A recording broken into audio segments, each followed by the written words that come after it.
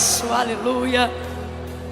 Se você entende que está no melhor lugar que você poderia estar nessa noite, se você entende que você está numa noite de alinhamento, se você compreende que o nosso corpo voluntariamente ele não produz espontaneamente nada que seja para a glória de Deus. A nossa natureza ela é natural mesmo quando não é carnal, ela é egoísta. Então todas as vezes que nós nos reunimos para adorar e que rompemos com cansaço e tantas outras coisas que tentam disputar nossa mente o tempo todo num culto como esse, todas as vezes que somos capazes de oferecer para Deus aquilo que estamos entregando hoje aqui, essa obra não é nossa, essa obra é do Espírito Santo.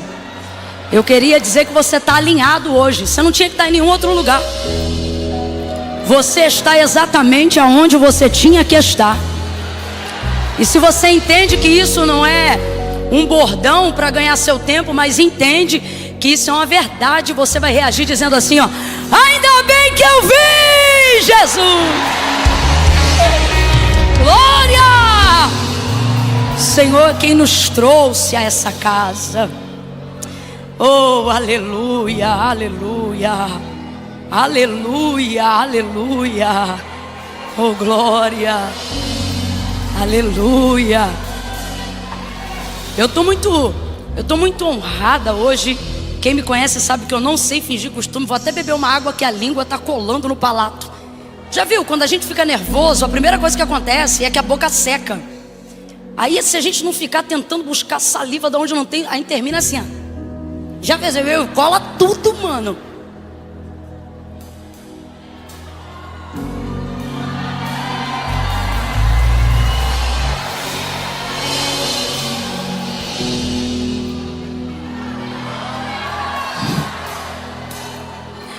Pode beber água aqui ainda, não pode? Então não fica me secando, não. Que honra estar aqui nessa noite. Eu sei que não só essa noite, mas esses dias são dias muito especiais, não só para a Lagoinha, mas para a igreja brasileira que se sente representada pela envergadura daquilo que tem sido consagrado e oferecido ao Senhor. E eu posso falar isso. Eu posso falar isso porque eu não sou membro dessa igreja, mas sou membro do corpo universal de Cristo aqui na terra. E eu posso falar isso porque se eu estivesse falando como um membro congregacional, local, pareceria até que eu estou puxando sardinha para a igreja. Mas como congrego em outra denominação, ganho mais autoridade para dizer o que vou dizer agora. Porque como igreja brasileira, a gente se sente representado por vocês essa grande temporada de sacrifício que está sendo oferecido aqui em louvor ao Senhor. Quando nós vemos as bandeiras dos outros países e do Brasil, a oração que foi feita aqui por todos os pastores que representavam no altar, mas por aqueles que estavam aqui também, eu via claramente em visão aberta um óleo grande demais para caber dentro de uma casa só. E isso está transbordando e escorrendo. É essa a comunhão que o salmista prometeu. É como óleo precioso que desce, e que desce, e que desce sobre a cabeça, e que desce sobre a barba, e que desce sobre o colarinho, e que desce sobre a orla das vestes. A igreja brasileira sente, nem que seja para receber lá na bainha, mas o que nós sentimos aqui é isso, é que este óleo que o Senhor tem derramado sobre esta igreja que tem visão de reino, desce sobre toda a estola sacerdotal que veste o corpo de Cristo sobre a terra. Aonde houver alguém que se chama pelo nome do Senhor, recebe esse mesmo óleo de envio, recebe esse mesmo óleo de autoridade. Eu não estou falando isso para alegrar ninguém, eu estou falando isso porque é uma verdade. Enquanto Deus usava a vida do pastor André Valadão aqui em cima, em prioridade sobre aqueles que estavam aqui, eu via claramente a bênção geracional. Uma das coisas que Lagoinha Global Conference está trazendo é a bênção geracional. Deus está falando comigo, aquilo que eu confiei a Abraão e que eu comecei em Abraão se estende sobre todos aqueles que se chamam pelo nome do Senhor. Então aonde houver um homem e uma mulher de Deus, que entende aquilo que Deus fez a partir de Abraão, entende que não cabe só em você, mas está vindo sobre você, sobre a tua comunidade, sobre a geografia onde você governa, aonde Deus te enviou, aonde Ele vai te enviar. E se tiver pai, mãe, se tiver ventres de mulheres aqui, até se forem estéreis, mas se estiverem debaixo da palavra, aguardando o cumprimento da promessa, o óleo que desce aqui, ele vem sobre você, vem sobre a tua casa e vem sobre os filhos dos teus filhos, os filhos dos filhos, nos teus filhos e nos filhos dele. Você não está entendendo?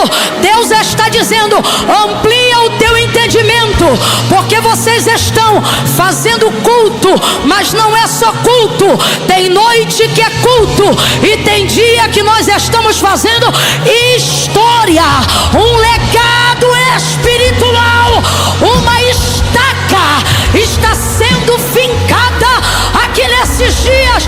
Há um altar, recalaçou Manácia.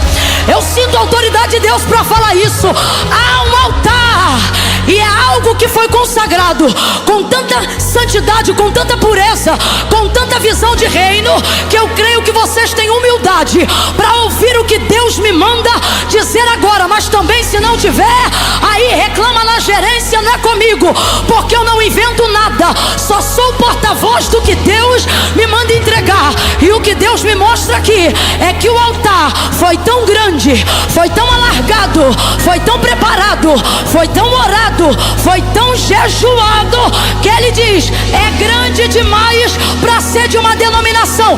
Hoje eu recebo o sacrifício de adoração da nação brasileira.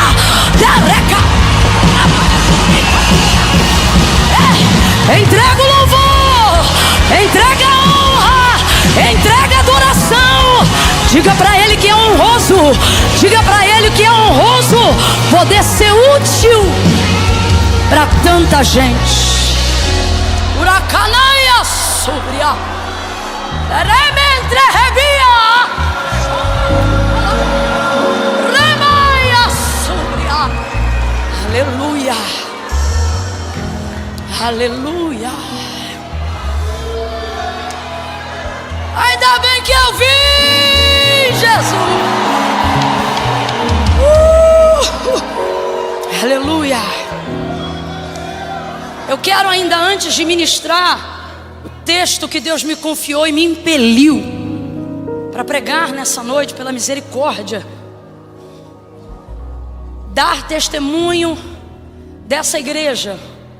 E agora me refiro restritamente à comunidade congregacional, à igreja local, ao trabalho minucioso que é feito em cada uma das igrejas que se chamam Lagoinha. Mês de outubro do ano passado, eu tive o privilégio de tirar um tempo ministrando fora, e nesse período boa parte dos compromissos foi para atender as igrejas Lagoinha. Eu me senti até missionário quando é convidado pela igreja. Foi maravilhoso. Só que ocorre que eu entrei numa velocidade. Foi quase 7 dias, só Lagoinha, Lagoinha, Lagoinha, Lagoinha, Lagoinha, lá nos Estados Unidos e arredores. E é o povo de Orlando aí, Flórida, aleluia. Então eu comecei a ver muito de perto o desenvolvimento da igreja local nas suas minúcias. Todas as igrejas que ia mantinham o mesmo padrão de entrega de qualidade de serviço. Isso me agrada muito, me saltou imediatamente nos olhos, porque minha linguagem de amor é serviço. Não vou usar o tempo aqui agora falando das 5, mas para mim só de serviço dá jeito. E eu poderia provar biblicamente que a linguagem de amor de Jesus também era serviço, mas deixa isso para outro dia. E me chamou então logo a atenção, porque é a minha maneira de se comunicar, né? Eu acho que quem ama é útil, favorece. E comecei a perceber isso nas igrejas de vocês. E muito organizado, e você via que era uma entrega visceral. O que é uma entrega visceral, Camila? Uma entrega que vem de dentro. Não tinha nada mais ou menos. E cada um de acordo com a sua força. Fui em algumas igrejas grandes, fui em algumas igrejas menores, igrejas que estavam começando, e, enfim. E aí eu não queria contar e nem falar nada com ninguém. Então, das 3 últimas igrejas que faltavam eu atender, eu entrei em oração, até que cheguei num culto de uma igreja específica.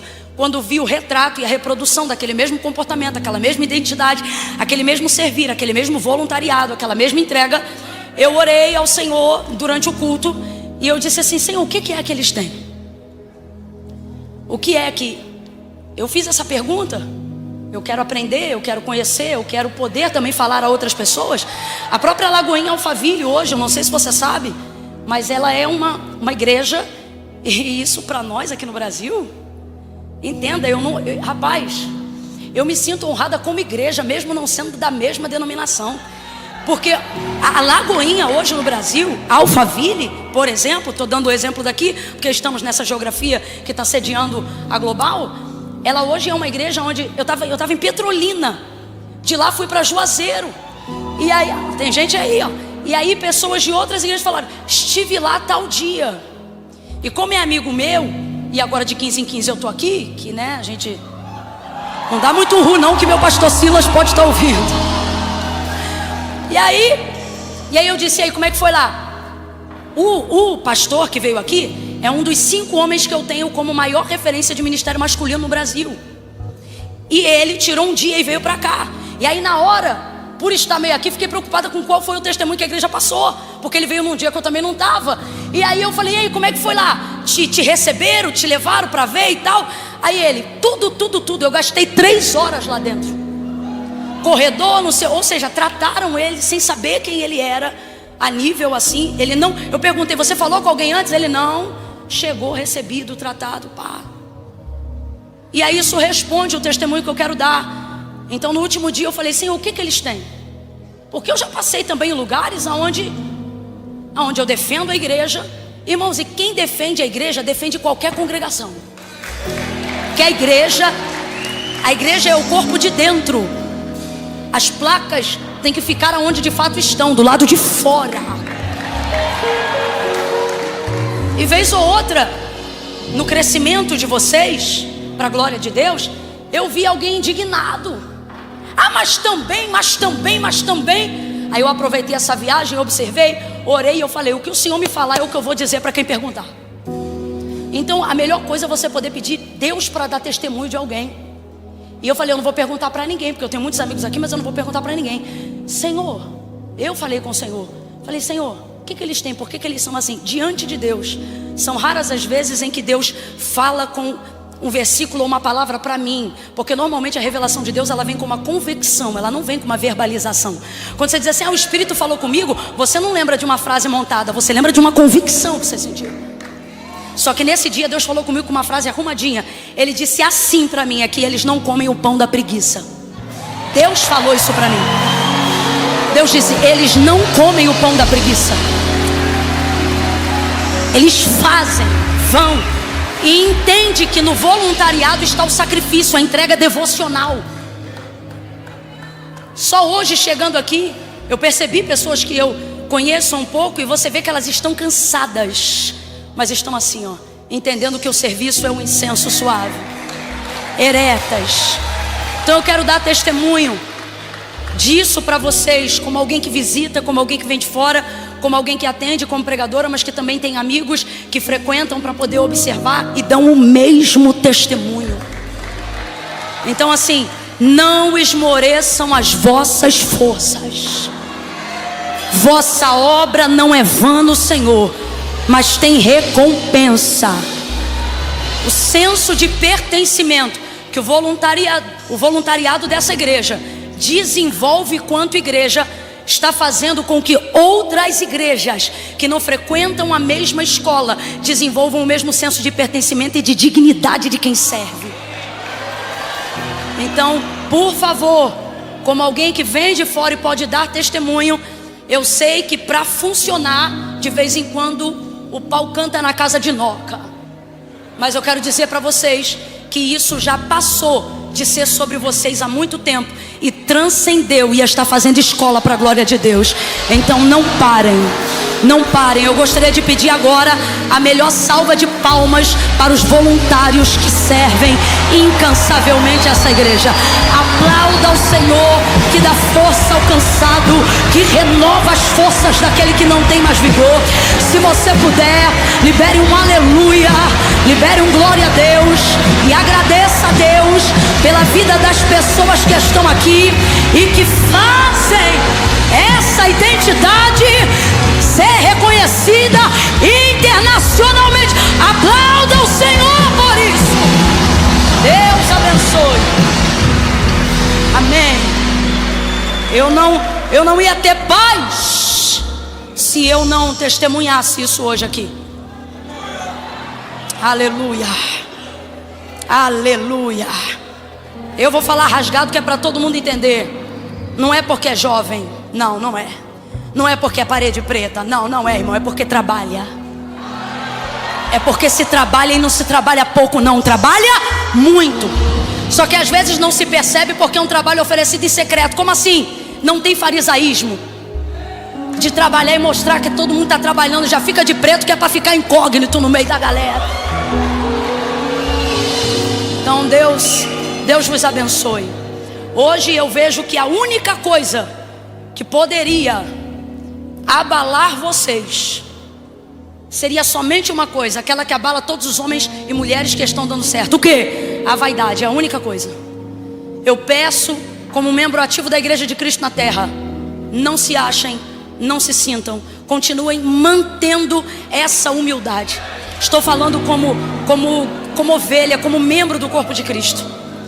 Porque nada, Camila, mas é tanta guerra, tanto levante. Aprendi esses dias com o homem de Deus, vou entregar isso aqui para vocês. Tudo que se levanta contra você e que Deus não elimina do teu caminho é porque não tem poder de te destruir. Só vai te polir, só vai te treinar. Tem inimigos contra nós quanto igreja, que os anos passam e a gente continua lutando. Tem hora que essa batalha cansa, dá uma agonia. De vez em quando, se a gente não vigiar, a gente chuta a tenda do tabernáculo. Mas eu ouvi esses dias de um homem de Deus e não esqueci mais isso. Ele disse: Camila, tudo que Deus permite incomodar e Ele não tira, é porque você não precisa disso para limpar teu caminho, é porque não te destrói. Guarda isso no coração de vocês, viu? E não deixa o narcótico nocivo mais antigo do mundo, que já derrubou a tantos, nos derrubar também. Grita assim pro teu irmão e fala: vaidade não. Olha aqui para mim. Vaidade é mais viciante do que cocaína e açúcar. Não deixa. Deus está mandando eu dizer isso aqui para alguém. No ponto que você está hoje, só você derruba você. Não deixa. Não deixa. Grita aí pro teu vizinho e diz: comigo não. Fala: o sangue de Jesus tem poder. Clama pelo sangue. Então eu estou muito honrada, estou muito feliz de estar aqui.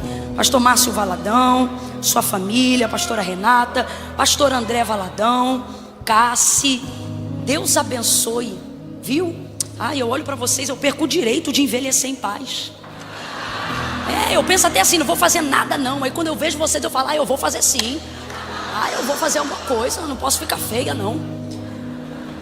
Deus abençoe a todos os pastores. Não vou falar o nome de todos para não errar, mas preciso mencionar pelo menos mais dois aqui. Pastor André Fernandes,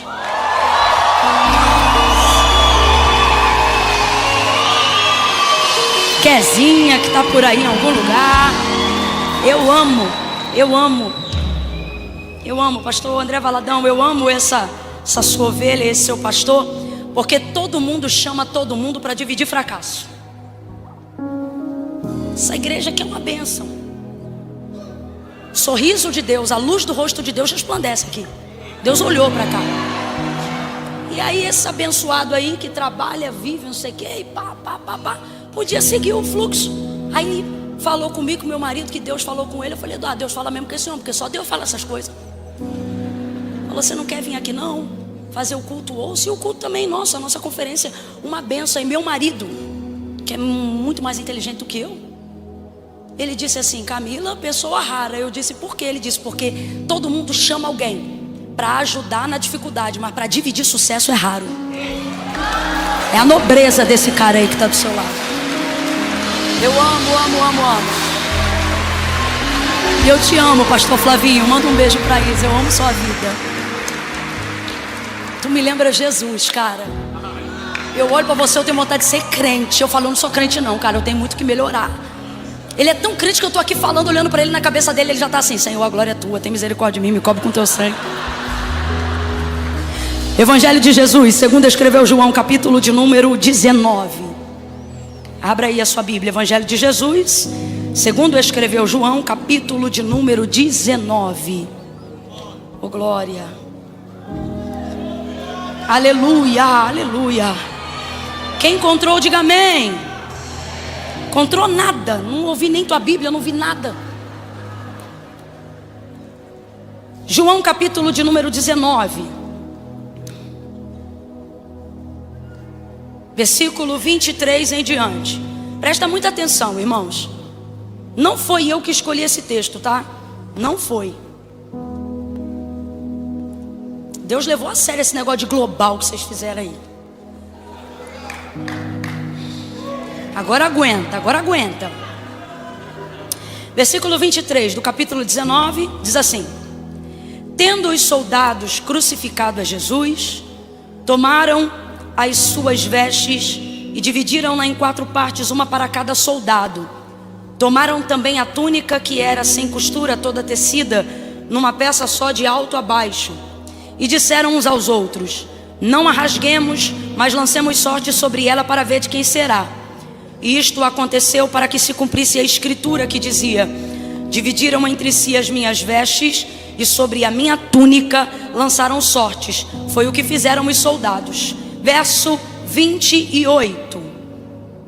Mais tarde, sabendo Jesus que tudo já estava consumado, para que a escritura se cumprisse, ele disse: tenho sede. E estava ali um vaso cheio de vinagre. Embeberam de vinagre uma esponja e colocaram-na numa vara de ísopo e chegaram na sua boca. Quando Jesus recebeu o vinagre, ele disse: está consumado. E inclinando a cabeça, entregou o Espírito. Quem está acompanhando, diga amém. Como era o dia da preparação dos judeus, para que os corpos não ficassem expostos na cruz durante o sábado, porque este sábado era um grande dia, rogaram-lhe a Pilatos que fossem quebradas as pernas dos crucificados e que fossem tirados de lá. Foram então os soldados e quebraram as pernas do primeiro e do outro que com ele fora crucificado. Mas chegando-se a Jesus, vendo-o já morto, não lhe quebraram as pernas. Olha aí para o vizinho e diz: quebrar ninguém quebra. Fala de novo, diga: quebrar ninguém quebra. Contudo, um dos soldados transpassou-lhe o lado com uma lança, e imediatamente saiu sangue e água. Aquele que viu testificou que o seu testemunho é verdadeiro, e que é verdade o que ele diz, para que vós também o creiais. Estas coisas aconteceram para que se cumprisse a escritura que dizia: nenhum dos seus ossos poderá ser quebrado. E você diz amém. Diga amém por essa palavra. Eu vou contar de 1 a 3, e no 3 você vai dizer para o vizinho: quebrar ninguém quebra. Não contei até 3 ainda. E se a ansiedade, Jesus te cura hoje. No 3 você vai dizer: quebrar ninguém quebra. Menino, Deus te cura. 1, 2, 3, diga. Guarda isso. Ninguém quebra quem está debaixo de uma palavra. A palavra de Deus, ela é inquebrável. A palavra de Deus, ela é inquebrável. Não existe nada na terra que seja mais poderoso do que a palavra de Deus. Pela palavra os mundos e tudo que há neles foi criado. É isto que está na própria palavra.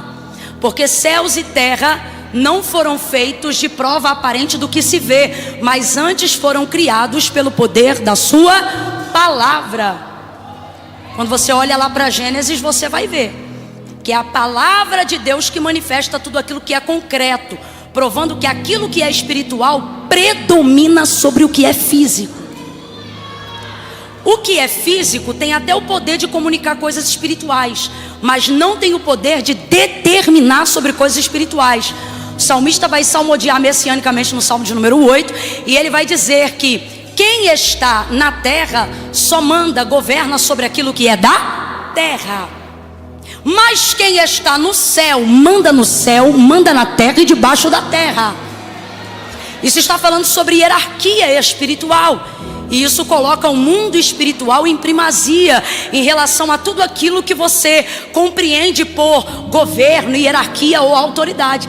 Tanto é que é por isso que muitas pessoas, muitos ministérios, por que não dizer até congregações, têm perdido força, porque se tornaram excelentes em métodos, em aplicações, mas perderam a capacidade de desenvolver a sua vida espiritual. Sua vida espiritual já não é mais prioridade. Eu vou orar se der tempo, eu vou buscar se der tempo. Se der tempo eu falo com Deus. E depois se pergunta onde está o poder de Deus. O poder de Deus e as visões de Deus não são para homens naturais, não são para homens carnais. A todo homem a quem Deus deu uma visão, primeiro avaliava a sua conduta espiritual. Deus não fala com quem fala dele, Deus fala com quem fala. Tem diferença. E às vezes a gente passa o nosso dia e a nossa vida falando de Deus, inclusive no ministério. E eu vou usar esses termos porque eu sei que a maioria dos que estão aqui pertencem à Igreja de Cristo.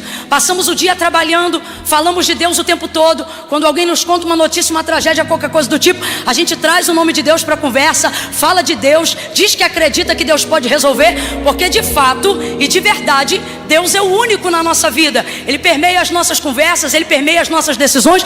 Mas por que não tem havido, da mesma maneira como já houve um dia, a operação do seu poder tão manifesto, tão revelado no nosso cotidiano e no nosso dia a dia? Porque mantemos a preservação de Deus como único, mas já não temos Deus como primeiro há muito tempo. Vamos falar a verdade. A verdade é essa. Só vai orar se der tempo, só vai buscar se der tempo. E Deus é espírito. Completa para mim, por favor. Deus é? Então você tem que tirar da sua cabeça a ideia de que o mundo espiritual pode ser terceirizado ou secundarizado. Deus é espírito. Então se tudo que eu tenho vem de Deus, se tudo que eu mantenho preciso de Deus, se toda direção que recebo vem de Deus, quem deve ser prioridade na minha vida? Deus. Vamos lá? Quem deve ser prioridade na minha vida? Deus. E como eu priorizo Deus na minha vida? Através das minhas ações, priorizando a minha vida espiritual.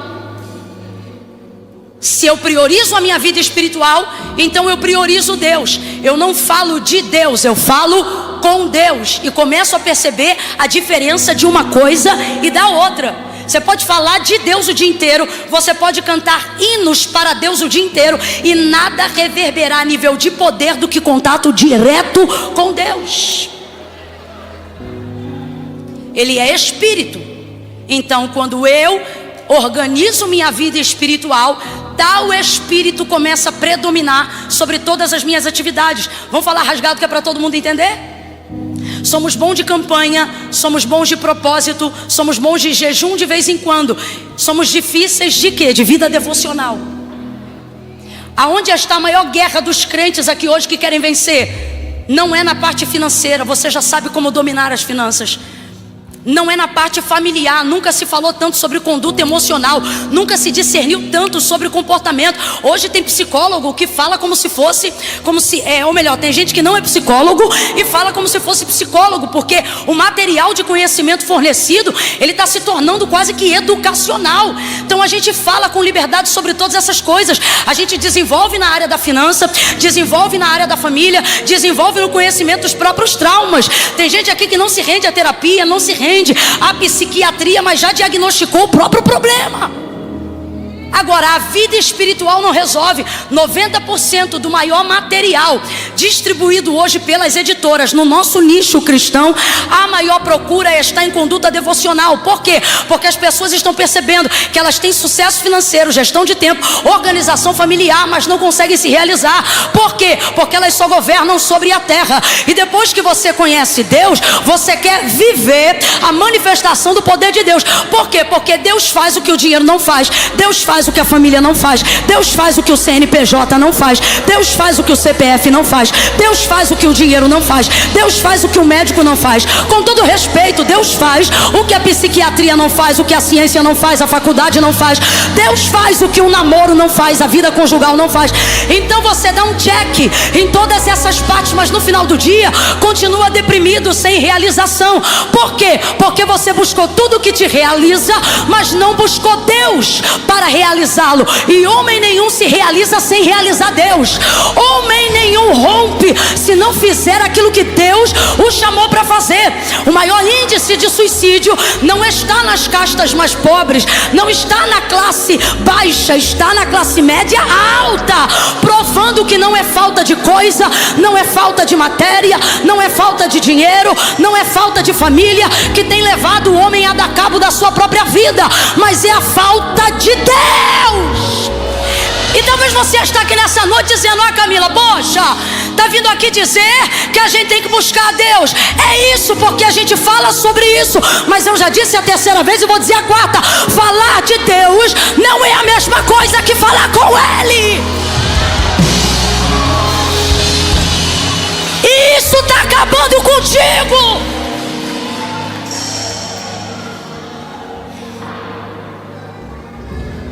Não é hormônio, é a tua ausência do lugar devocional, porque você não prioriza mais a vida espiritual. O mundo compete com a tua atenção, e você diz: daqui a pouco eu falo com Deus. Quando eu me mudar eu falo com Deus. Quando eu parar de beber eu falo com Deus. Quando eu parar de fumar eu falo com Deus. Quando eu largar os vícios eu falo com Deus. Quando eu casar eu falo com Deus. E Deus está dizendo: eu não acredito que você podia falar comigo agora, mas está dizendo que vai falar comigo depois. Camila, é que eu não me sinto santo o suficiente para falar com Deus. Vai jejuar todo dia, vai fazer propósito de Daniel, vai subir monte, vai descer, vai orar com a boca no pó, e nunca vai ser digno. Então, nosso mundo espiritual não está sendo consolidado. Há aproximadamente, eu estou falando porque eu debruço um pouco sobre o comportamento dos crentes e da igreja desde a década de 90. Eu não tive o privilégio de nascer no lar cristão, então eu precisei conhecer como a igreja chegou até aqui, o que ela desenvolveu. Eu estou falando a nível Brasil. E uma das coisas que eu percebo é que nós evoluímos em todas as áreas. Então por que a explosão de milagres, prodígios e maravilhas não está acompanhando isso? Porque a gente explodiu em todas as áreas, mesmo, menos na única que faz tudo funcionar: Deus. Deus é Espírito. Agora vamos lá, aonde o Espírito de Deus se manifesta? Na sua palavra. Eu vou te perguntar e você me responde se me ouviu bem. Aonde o Espírito de Deus se manifesta? De novo, aonde o Espírito de Deus se manifesta? Aonde Deus se revela? Vem, aonde Deus se revela? Por onde Ele se move? Qual é o único meio pelo qual Deus opera? Não, tem gente que ficou em dúvida agora, vou falar de novo. Qual é o único meio pelo qual Deus opera? Através da sua... Todo o restante é consequência de uma operação ou de uma palavra que foi liberada. Mas nenhum mover tem o poder de substituir aquilo que a palavra libera. Por isso a prioridade é a palavra. Quando João vai constituir a biografia ali no Evangelho, falando sobre Jesus, diferente de Mateus, de Marcos, ele vai estabelecer a biografia de Jesus escrevendo assim, ó: no princípio era o verbo. Ele não fala sobre Maria, ele não fala sobre José. Ele entende que a origem física e o entendimento de Cristo não começa no físico, começa no espiritual. O que acontece com Maria é a evidência de algo que foi absorvido no espiritual. Então ele não se poupa naquele momento, ou melhor, se priva expectativa naquele momento de falar de João, de falar de Maria, de falar de Gabriel. Ele vai no início, ele diz: no princípio era o verbo estava com Deus, o verbo era Deus, nele estava a vida, e a vida era a luz dos homens. O que é verbo? O verbo é palavra. De quem João está falando? De Jesus. Então o que ele está dizendo? Que a consciência de existência de Cristo para João e para a humanidade não parte a partir, se esforça, porque para assistir Vingadores, que é 3 horas, você não foi no banheiro. Então bota essa cabeça para funcionar, essa massa cinzenta para funcionar.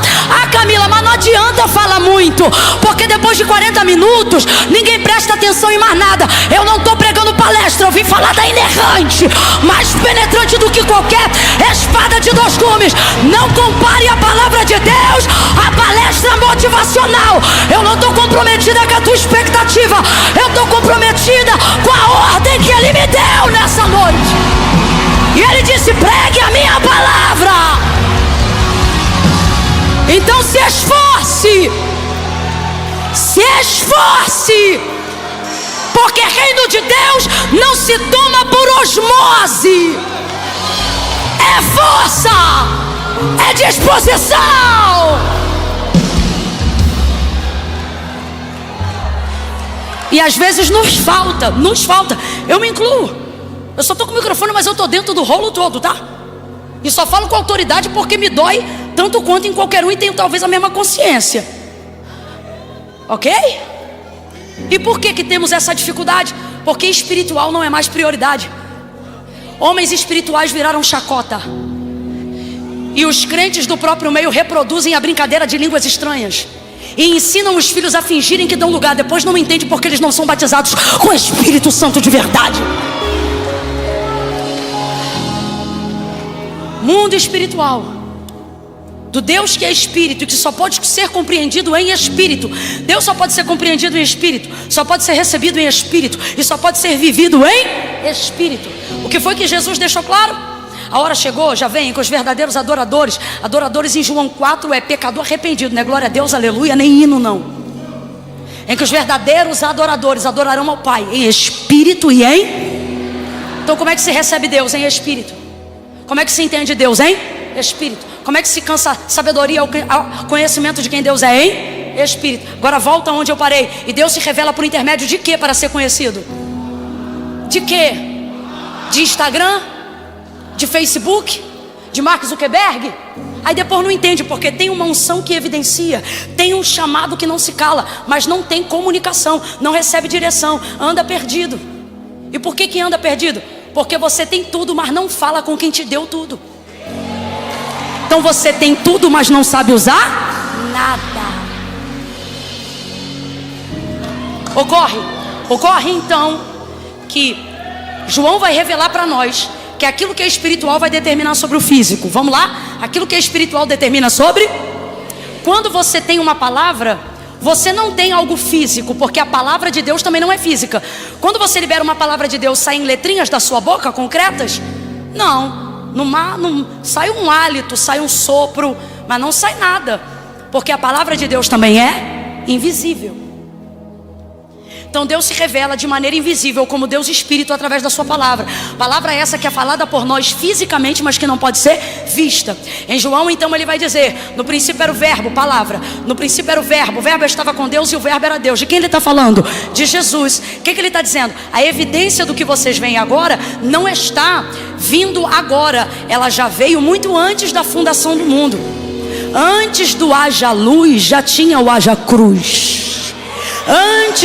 Alguém pensa que por causa do pecado, porque Eva pecou, porque quando eu chegar no céu eu vou dar na cara de Eva, porque eu também vou brigar com Adão. Irmão, você pode brigar pelo trabalho, pelos cardos, pela dor no parto, aí é tudo responsabilidade dele, dela, da serpente, daquela loucura toda que aconteceu no início. Agora, a obra de Cristo não dependeu de pecado para acontecer. Deus não é pego de surpresa. A Bíblia diz que o cordeiro já estava preparado antes da fundação do mundo. Por isso não tem pecado seu no físico, e não tem destruição sua no físico, que para cada erro que você cometeu, a palavra de Deus não possa restituir, restaurar, reconstruir, levantar. Então nós dependemos da palavra como o ar que nós estamos respirando, porque é esta palavra que manifesta governo sobre o físico. Físico que pode estar abalado, físico que pode estar destruído, físico que pode estar falido. Só que isso só vai se evidenciar aqui quando priorizarmos no mundo espiritual. No princípio a terra era sem forma, vazia, não havia nada. O texto diz que o Espírito de Deus se movia sobre a face das águas. O Espírito de Deus, quem me conhece sabe, eu amo esse texto por causa disso que eu vou dizer agora, porque isso evidencia a força da palavra. Escute, não tem nada, tudo em trevas. E quem está se movendo? O Espírito de... Vamos lá, o Espírito de... Espírito de Deus está se movendo. O Espírito é de quem? O Espírito é de quem? E o texto diz que ele está se movendo no abismo, aonde só havia águas e estava em trevas, porque não havia nada, não havia luz no mundo. Mas o Espírito de Deus está se movendo no meio das trevas. De fato não há lugar que Deus não entre, não há cativeiro que Deus não entre, não há trevas que assuste Deus, não há obra de encantamento, malignidade, satanismo, não há cultura, não há demônio que tenha o poder de impedir o mover de Deus. Deus entra onde quer, do Senhor é a terra, a sua plenitude, o mundo e aqueles que nele habitam, porque ele fundou sobre os rios, ele estabeleceu sobre os mares, é tudo dele. E ele está dizendo, é meu e a escritura está no meu nome, fui eu que... Deus entra aonde ele quiser, ele entra e ele se move, ele está se movendo. Agora veja, Gênesis 1, vem comigo, ele está se movendo, mas não está fazendo nada. Mas é Deus que está se movendo, está se movendo, mas não está fazendo. Está movendo, mas não tem sol. Está movendo, mas não tem lua. Está movendo, mas não tem estrela. Está movendo, mas não tem separação entre dia e noite. É um mover. Deus está se movendo, mas não faz. Bora! Deus está se movendo, mas não faz. Não faz. Rapaz, você pode rodar, pode pular, pode cantar, pode pregar debaixo de um mover que pode ser até de Deus, mas isso não transforma. Eu estou te falando a real, estou trazendo nenhuma revelação não, só estou pregando o que está escrito no texto. O mover pode ser de Deus, mas ele não tem realização transformadora. E por que não tem? Porque o princípio pelo qual Deus quer que nos movamos é o mesmo princípio pelo qual ele opera. Vamos lá? Deus poderia respirar e fazer tudo o que existe e havia numa respiração? E se ele não quisesse manifestar nada, nem espiritualmente, nem fisicamente, se ele só pensasse e projetasse, poderia ter criado tudo que existe e há do mesmo jeito, sim ou não? Mas por que ele fez do jeito que fez? Respeitando o tempo, respeitando o dia, mas acima de tudo, trazendo o maior princípio que Gênesis aplica. O princípio pelo qual ele quer que nós nos movamos, ou seja, pela palavra, é o mesmo princípio pelo qual ele opera, mesmo não precisando. Então veja, Deus está se movendo, mas não faz nada. Só que o texto diz, e disse Deus, você esforça mais um pouco, eu já vou começar a aplicar, mas você tem que entender isso aqui. E disse Deus. Ah, Camila, não está dando para mim não, eu estou tomando leite há mais de um ano. Então vai-te embora que tu vai começar a enjoar, porque pão sólido vai começar a descer agora. E disse Deus. Está se movendo, mas não faz nada. É o Espírito do próprio, mas não faz nada. Mas quando ele fala, o que isso significa? Quando ele manifesta a palavra, vamos embora. Quando ele manifesta quando ele manifesta a sua, quando ele manifesta a sua, quando ele manifesta a palavra, tudo que ele fala começa a acontecer. E disse Deus, haja luz, e houve luz. E disse Deus, e ele começa a falar. E à medida que ele vai falando, ele vai trazendo à existência tudo que não existe pelo poder da sua palavra. É o Deus Espírito mostrando para nós que quem estiver em espírito e em verdade manifestará o poder que ele tem de igual forma. É ele dizendo, eu me movo pela minha palavra. Se em espírito você se mover pela minha palavra, João 15 entra em ação. E o que está escrito lá é tudo tudo que pedirdes, recebereis. Mas o que ele diz antes? Ele diz: meu pai é o agricultor, eu sou a videira, toda vara que está em mim e dá fruto, eu podo para que dê mais fruto. A que não dá fruto eu corto e lanço no fogo. Estai, pois, em mim, e as minhas palavras em vocês, porque se vós estiverdes em mim, e as minhas palavras, abre a boca, e as minhas, completa, e as minhas estiverem em vocês, pedireis o que quiserdes. Rapaz, moça, o negócio é tão sério que tem gente que confunde isso com o texto de Tiago, quando ele diz: e tudo que pedirdes em oração crendo, eu farei. Ou: e tudo que pedirdes em oração no meu nome, o meu Pai vos concederá. Só que o texto de João 15 não fala em meu nome. Ele diz assim: se vocês estiverem em mim e minhas palavras estiverem em vocês, pode olhar em casa. Ele diz: e tudo que pedirem, tudo que pedirem. Eu não estou dizendo que você não tem que falar em nome de Jesus, não. Eu só estou dizendo que, como disse João, a palavra revela Cristo, e Cristo revela Deus. Quando você está em espírito com Deus, você entende que Cristo e o Pai são um. Então quem fala o que Deus fala, fala Cristo. Quem fala o que Cristo fala, fala Deus. Quando se fala em nome de Deus, protocolos se quebram e palavras imediatas saem junto com aquilo que a boca está dizendo. Quais são os homens e mulheres a quem Deus conferiu esse poder? Aqueles que estão em espírito, aqueles que conhecem a palavra que foi dita. Quando eles abrem a boca, você nunca viu Jesus dizer assim: ó, seja curado em nome de Deus. Nunca viu. Nunca viu. E quando o povo puxava os enfermos para perto, para a sombra de Pedro se manifestar sobre eles, Pedro orava pelos enfermos? Pode olhar o texto. Ele não fazia isso. Era em espírito. A palavra que ele vivia era a palavra que se movia onde ele andava. Se vós estiverdes em mim, e as minhas, vem, e as minhas, bora, e as minhas. Agora vamos lá. De quantas maneiras você pode estar em Deus? De várias. Você pode estar em Deus cantando, você pode estar em Deus orando, você pode estar em Deus num culto aqui agora, mesmo não sendo crente, mas já sentiu a presença de Deus, porque você está em Deus. Não perde o fio da meada, não. Olha para mim. Você está em Deus, já chorou, já cantou, já profetizou, porque você está em. Então o que ele está dizendo? As varas estão na videira de muitas formas, mas a videira só está nas varas de uma só. Vou falar rasgado, que é para quem está achando que amigo do evangelho entra no reino do céu, botar o nome no livro da vida hoje. Você pode sentir Deus, falar com Deus e ser abençoado por Deus de muitas formas. Só que Deus só se vê em você de uma única forma. Ele está dizendo: em mim você pode estar de diversas formas, mas eu só te reconheço de uma. Se eu olhar para você e eu ver que em você está a minha.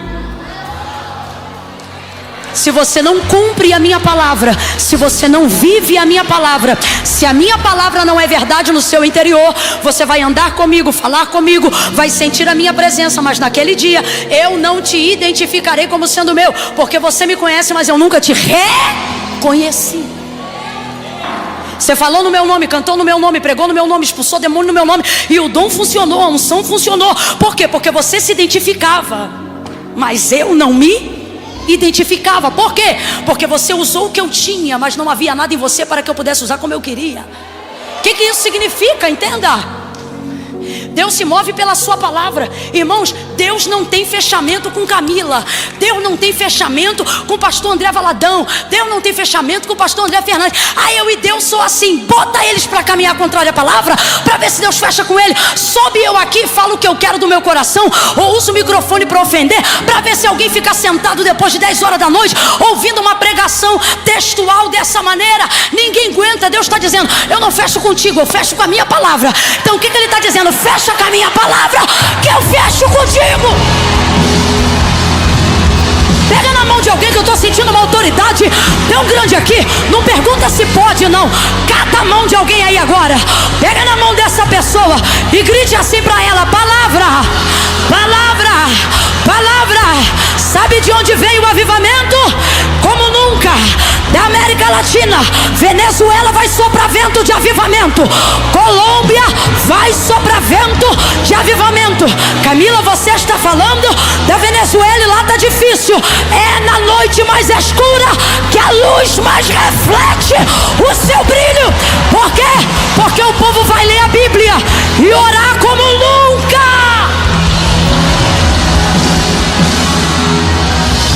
Olhe para cá. Porque oramos, ou aos que oram, porque orações não são mais respondidas.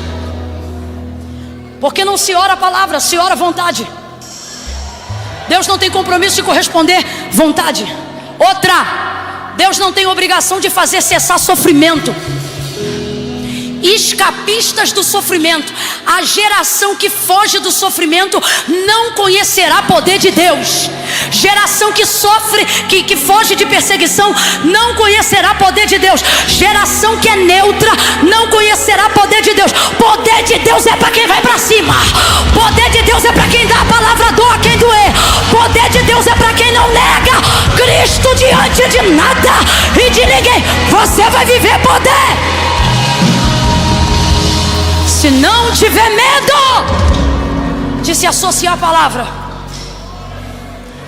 então Deus fecha com a sua palavra. Aqui, veja os príncipes do Antigo Testamento citados por Isaías: Noé, Daniel, Jó. Veja Elias. Veja Moisés.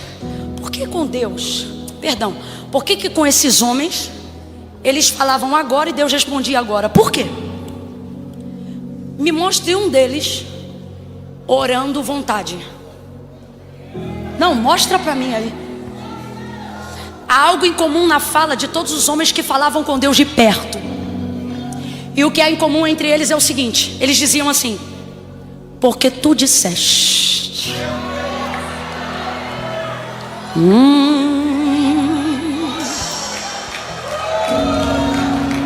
Eu estou sentindo uma autoridade de Deus tão grande. Irmão, teu cansaço vai passar antes do culto terminar. Escuta o que eu estou te falando. E quem estava sentindo dor nos ossos e na perna, meu Deus, vai chegar aqui amanhã pulando. E alguém vai falar: o que houve com teu ciático? Deus está dizendo: quando minha palavra está em movimento, eu não preciso nem mandar para ser curado. Ela corrige tudo que estiver doendo. Ela vai passando em revista em tudo que está fora do lugar. Receba a cura. Receba a cura.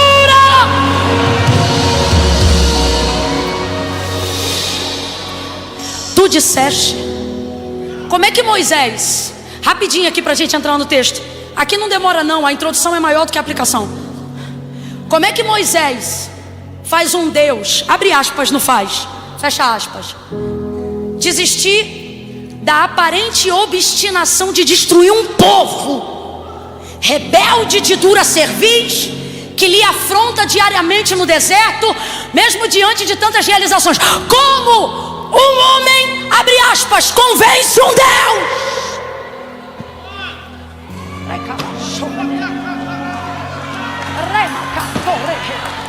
Ah, não. Parece loucura o que eu vou dizer. Para quem quer falar mal de mim já vai falar, mas para quem entende eu não preciso explicar.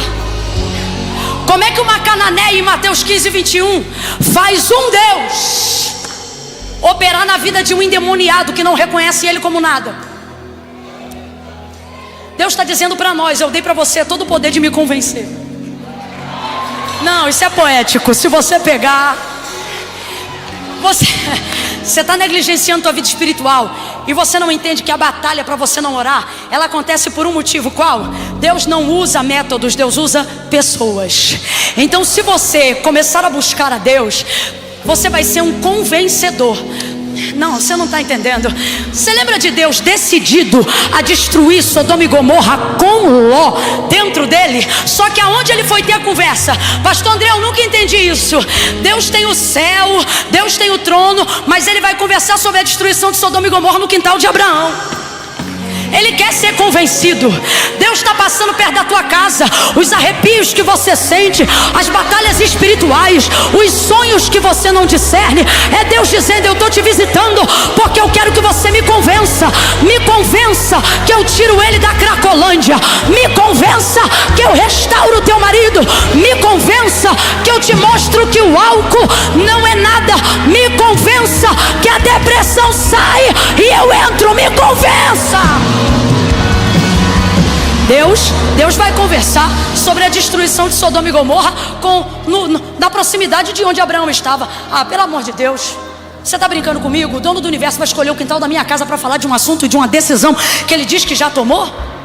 Por que isso? Aí o texto diz que naquela época, já mais de 20 anos, né, Abraão é tido pela galeria dos heróis da fé como amigo de Deus. Isso é vida espiritual, isso é devocional em dia. É Deus dizendo, já tomei decisão, mas quero conversar perto de você para ver quem. Ah, povo meu, diz o Senhor, se você soubesse o tanto que eu lhe tenho em estima. Você conversava mais comigo ao invés de botar tudo no grupo de WhatsApp. Aí Deus diz assim, Moisés, eu vou destruir esse povo todinho. Nós vamos fazer um novo povo. E ele diz assim, como vai ficar? Estou parafraseando. Como vai ficar o que tu disseste a Abraão?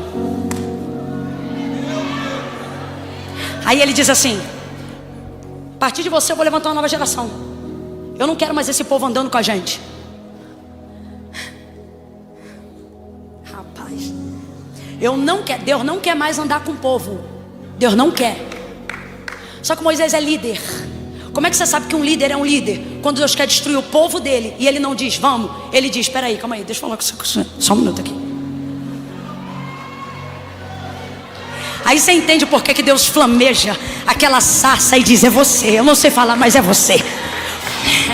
Porque quando eu te provar naquele deserto, eu não vou ver um gago, eu vou ver um líder lutando pelo seu povo. Você acha que é o governo que decide a destruição do Brasil? Deus está dizendo, se um joelho se dobrar e disser, Senhor, o Brasil tem dono, o Brasil tem um Senhor. Você está achando que isso fica voando no céu? Aí Deus vai dizer assim para ele, eu vou acabar com todo mundo aqui. Estou parafraseando, tá, gente? Nós vamos acabar com todo mundo aqui. Aí ele diz assim, pela segunda vez, e como ficará o que tu disseste lá no Egito? Quando o faraó ver que o Senhor destruiu aqui o povo que tu disseste que ia fazer herdar a terra que jurou aos seus pais que lhes daria, o que eles dirão? Olha o que Moisés está dizendo, o que eles vão dizer de ti? Quando você tem a palavra de Deus, abre aspas, tá? Tua luta é pelo que Deus disse, não pelo que tu quer fazer. E é isso que te dá autoridade para chegar diante de Deus, sabendo que você vai levar o que pediu. Por quê? É a mesma coisa de chegar e dizer assim, eu não vim te pedir nada do que eu quis, eu só vim falar o que tu me disse. Então eu não estou de abuso, é nessa hora que se reveste do sangue da ousadia. Aí tu entra pelo novo e vivo caminho, mesmo todo requenguela, vacilão, tá devendo, o nome às vezes está até no SPC Serasa, mas você entra dizendo, eu estou entrando em ousadia. Por quê? Porque eu não vim falar do que eu estou devendo, eu não vim falar do que eu errei, eu estou entrando aqui para falar do que tu disseste. E tu responde a tua palavra. Ele disse a Jeremias, eu velo para fazer cumprir a minha palavra. Grita comigo, palavra. Se não gritou, vou te dar mais uma chance. Diga palavra. Por que a igreja está aqui? Porque nós estamos debaixo de uma? Por que sua família foi alcançada? Porque você acreditou em uma? E você começou a viver para ver aquilo acontecer. É o mundo espiritual determinando sobre aquilo que vai acontecer no físico. Crucificação. E eu encerro aqui. Crucificação. Tá crente a beça, hein? João tá tribulado. Pedro já negou. Judas traiu. Uma bagunça na cúpula da igreja. Ministério revoltado, fofoca. Um trai, outro nega. Rapaz, a igreja é um negócio maravilhoso demais. E interessante que foi Deus que escolheu, Jesus que escolheu cada um. Ele escolheu o traidor, ele escolheu o sanguíneo, ele escolheu o medroso. João bipolar. Ele que escolheu. Porque ele não vive de acordo. Nossas realizações não tem a ver com a nossa capacidade, tem a ver com a capacidade que a gente tem de acreditar no que ele falou. E quem mais além de nós acredita no que ele disse? Ele. Então é por isso que ele te chamou mesmo esquisito. Não é porque ele acredita em você, É porque ele acredita? Isso. Na palavra que ele te deu. Aí veja. Naquele contexto louco, só um vai com ele até o final, que é o João. Maria está chorando copiosamente, como se não soubesse que ele foi preparado para aquele dia. Só que saber o que vai te acontecer não te poupa o sofrimento. Só te preserva a sanidade mental, mas não te poupa do sofrimento. Então ela está chorando copiosamente, aquela loucura, irmão, do Calvário. Treva, aquela coisa toda. No meio daquela muvuca, João desesperado. Perdão, Maria desesperada, os outros fugidos. E João, tranquilo. Porque vai acontecer uma coisa muito louca com ele. Enquanto todo mundo pensa, morreu um inocente, está sendo assassinado o herói que fez a gente vender tudo que a gente tinha para andar atrás dele. Rapaz, para pensar.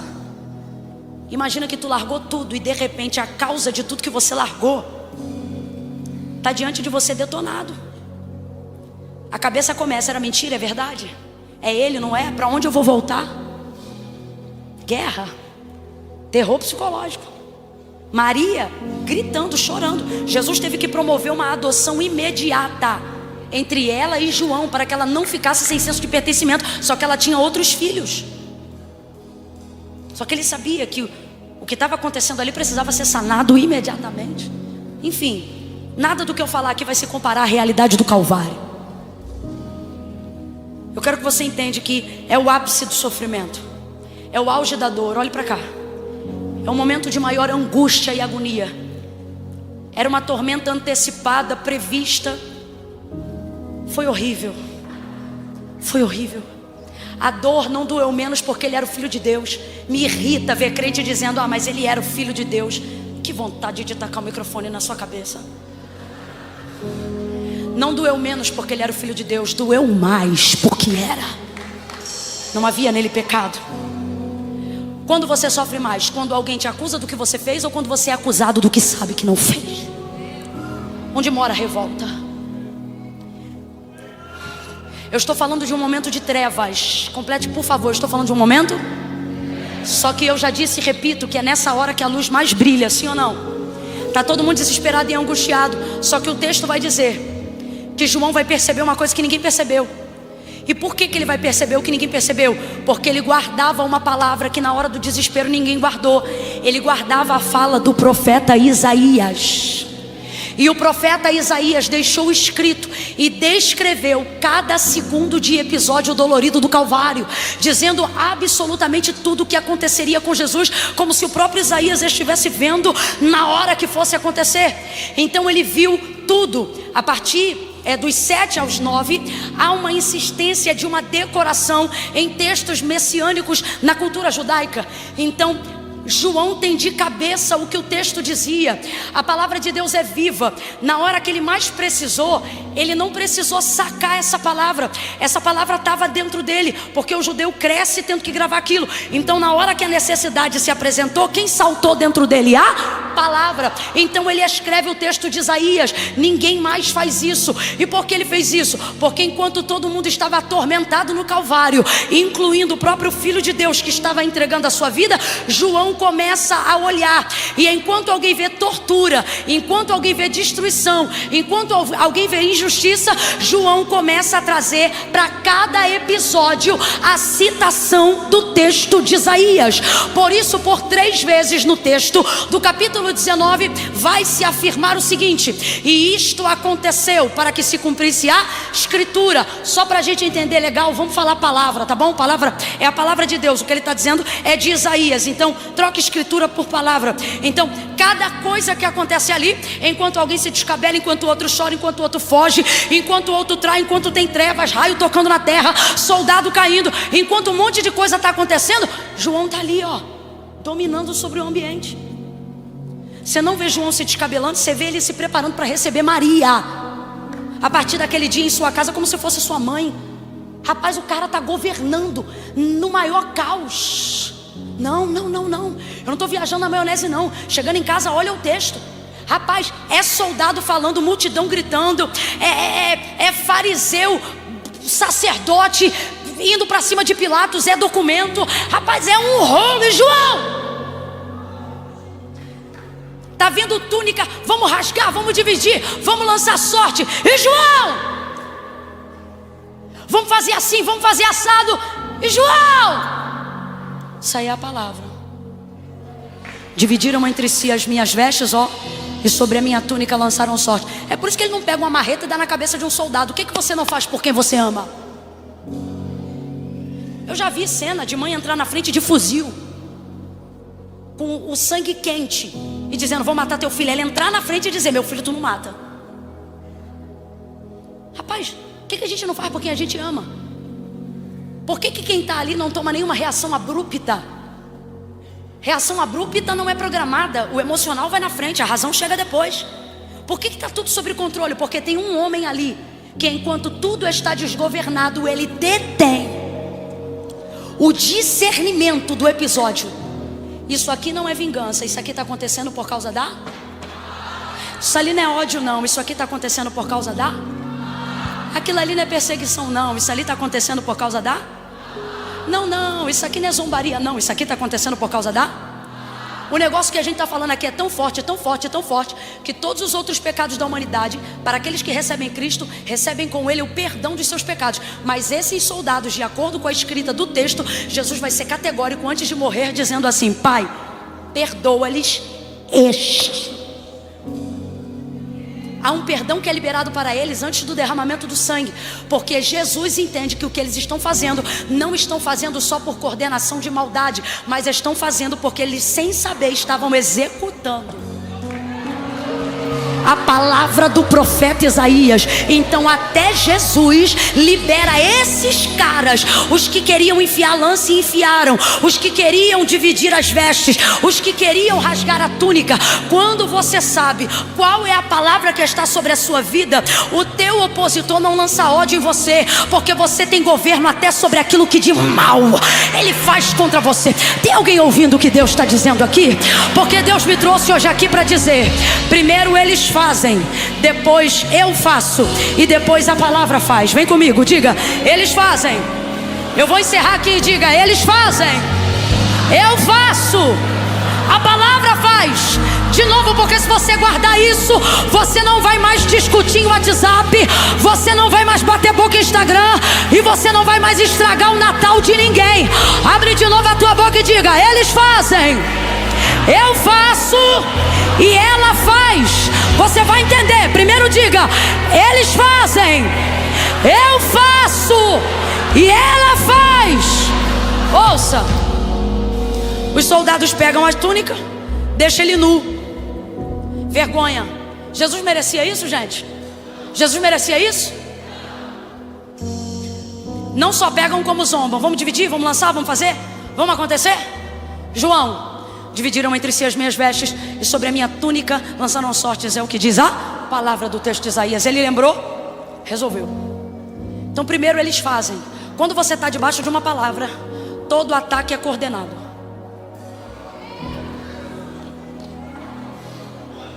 Não, eu tenho que falar isso aqui. Você está no meio do maior calvário, você está no meio do maior caos, você está no meio da maior cruz, afronta, perseguição, pererê, parará, pão duro.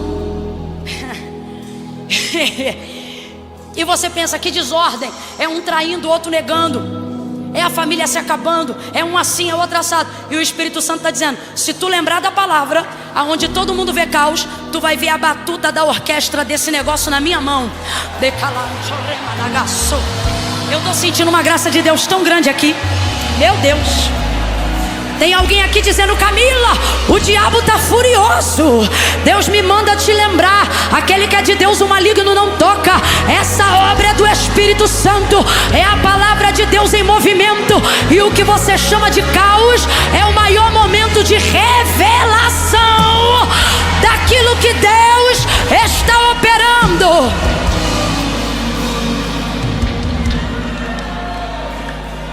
Primeiro eles fazem, agora me responda com inteligência. Eles sabem que estão cumprindo a palavra? Sabem? Os soldados que zombam e que querem acabar com Jesus, eles sabem. Não sabem? Mas tem alguém ali que sabe. Olha para mim. Pare de pedir Deus para tratar com quem não sabe nem o porquê está fazendo o que está fazendo. Quem tem que saber é você, filha. Quem tem que saber é você, filhão. Por que eles fizeram isso? Porque estão debaixo de uma palavra. Deixa rolar. Já disse isso aqui uma vez, repito nessa noite. Essa operação aqui está debaixo de uma coordenação da palavra. Você só vai ver aonde todo mundo olha e vê caos. E ali você vai ver poder de Deus quando você souber o que Deus disse ao seu respeito. Sabe por que você está atribulado? Porque você esqueceu-se do que Deus te disse. Deus está dizendo, lembra hoje tudo que eu te prometi. E ao invés de chamar de inimigo, você vai chamar de funcionário. Ah não, prega essa mensagem para alguém e diga, não é adversário. Prega, diga, não é adversário. Fala assim pro teu irmão, não leva pro pessoal. Fala no ouvido dele, fala, não leva pro pessoal. Não leva pro pessoal. É a palavra de Deus em movimento. Deixa falar, deixa queimar, deixa difamar, deixa rasgar. E quando alguém perguntar, viu o que fulano está fazendo com você? Você vai dizer, não, eu só vejo a palavra se cumprindo. A palavra se cumprindo. A palavra se cumprindo. A palavra está se cumprindo. A palavra está se cumprindo.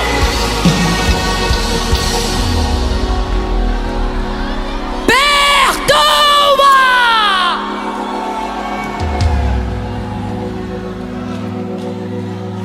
Assim responde Deus a pergunta de alguém: perdoa-lhes.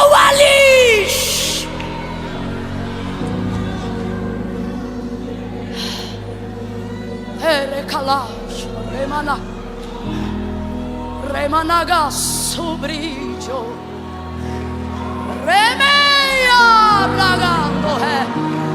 Temor do Senhor, toma esta casa. Levanta, ragaço. Libere, libere, libere quem rasgou tuas vestes.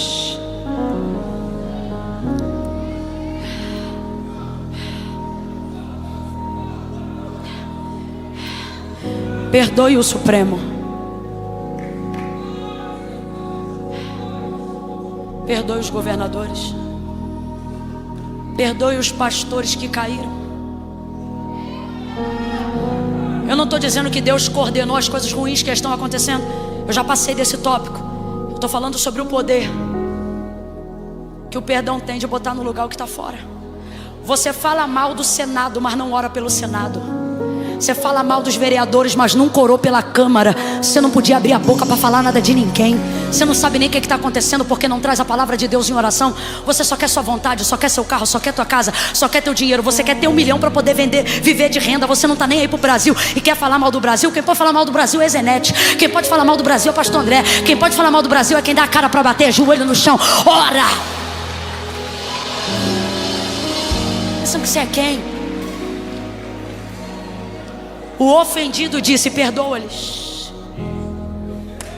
O vituperado disse, perdoa-lhes.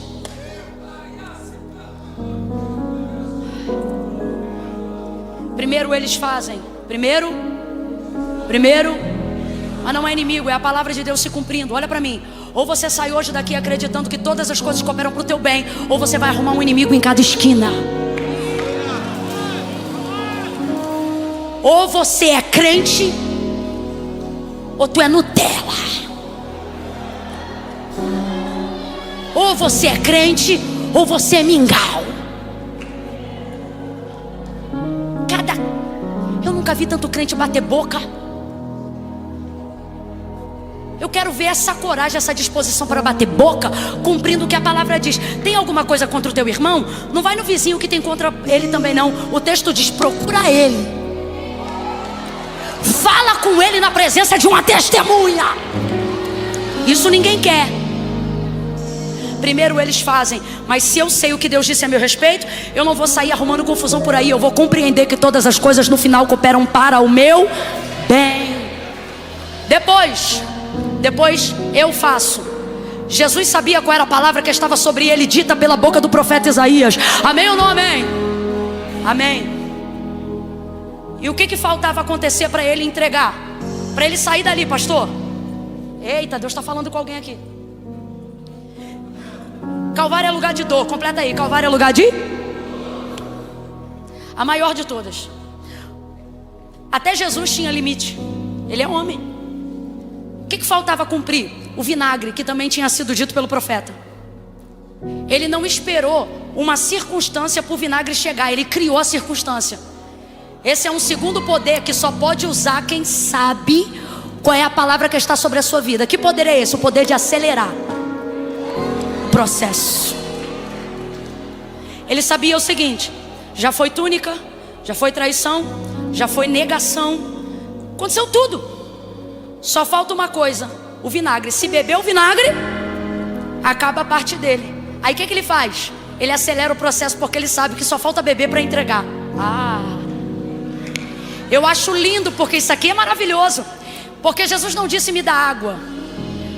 Quem sabe o que lhe aguarda não pede o que não virá. Olha isso. Aí ele diz assim: tenho sede. Ele diz o quê? Porque ele sabia que não ia beber água. Ia beber o quê? Então ele não diz quero água. Ele diz o quê? Aí pegam o vinagre, colocam na vara e levam à sua boca. Ele toma o vinagre. Tomou o vinagre. Ele diz está. O vinagre encerra o ciclo. Vem comigo. O vinagre encerra. O vinagre encerra. Só falta mais um. Ajuda teu ânimo. O vinagre encerra. O vinagre encerra o ciclo. Agora, por que o vinagre encerra o ciclo se ele não se compara à chibatada? Por que o vinagre encerra o ciclo se tomar canada na cabeça com coroa de espinhos dói muito mais? Fala pra mim, o que Jesus passou antes de beber o vinagre foi pior do que o vinagre, sim ou não? Por que é lhe dado tanto poder ao vinagre para encerrar o ciclo?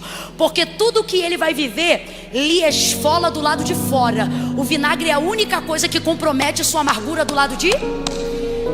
Para Deus, a maior valor naquilo que a gente resolve do lado de... que a gente supera do lado de... que a gente aguenta do lado de... do que a escória ou a esfolação do que fazem com a gente do lado de fora. Eu vou falar rasgado agora. Porque que alguns processos da tua vida não se encerraram? Porque você supera a traição, você supera a surra, você supera a difamação, você supera tudo que não pode controlar que as pessoas façam contra você. Mas por que o ciclo da tua vida não fecha, mesmo você estando debaixo de palavra? Porque você supera tudo que lhe fazem, mas não aguenta se subordinar ao que você precisa botar do lado de dentro. Às vezes beber vinagre é mais difícil do que tomar um açoite de 40. Porque não é sobre o que fazem comigo do lado de fora, é sobre aquilo que eu preciso fazer comigo do lado de... Eu vou falar como Deus está mandando alguém. Quer ver esse processo encerrar antes de dezembro? Tu não precisa de 31 de dezembro para viver uma virada. Tu só precisa beber esse vinagre que está diante de você agora. Toma esse vinagre. O que é o vinagre?